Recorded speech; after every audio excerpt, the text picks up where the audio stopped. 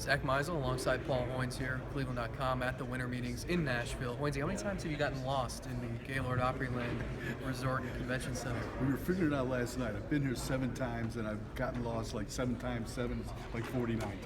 Okay, so it doesn't get easier the more you come No, here? it doesn't. For me, it doesn't. Oh, that's a good point. I'm challenged that way. We just met with Chris Antonetti, Indians President of Baseball Operations, and Mike Chernoff, the General Manager. Hoynesy, first thing we have to talk about is Joey Butler. The Indians claim him from Tampa. He's the guy that ended Carlos Carrasco's no-hitter at Tropicana Field.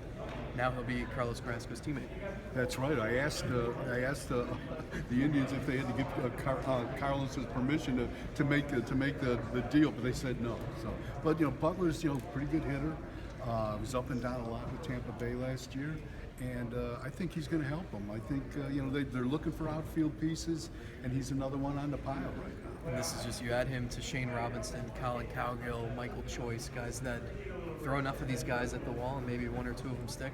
Hopefully. But I still think they need a center fielder, like a legitimate center fielder, because I think Abraham Almonte is not probably a starting center fielder. He's more like a 4th guy. So it's going to be interesting to see what happens, following when the big outfielders are gone, to see if they can get one of those 2nd or 3rd tier free agent outfielders. What else does this team need? I mean, I think you can look at left-handed relief or relief in general. If they trade one of the starting pitchers, they'll probably need to replace them somehow. They certainly need outfield help.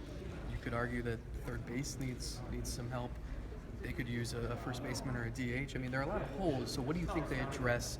What's your priority list? I think they need offense, and I think it's either an outfielder or a first baseman or a DH. I think that's the first line of the necessity for them, and whether they do it by trading a pitcher or they maybe make a medium purchase on the free agent market. The Indians have been pretty quiet so far. There have only been a few big marquee moves so far, but is it going to be like this the whole week? Indians fans, it's the winter meetings, all the GMs and everyone is in town and getting together and talking trades and free agents.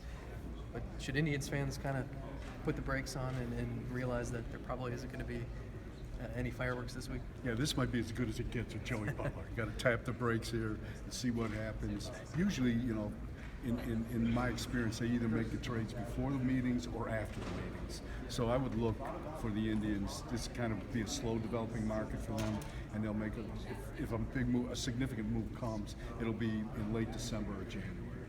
All right. At the winter meetings, he's Paul Hoynes. I'm Zach Meisel. Thanks for watching on cleveland.com.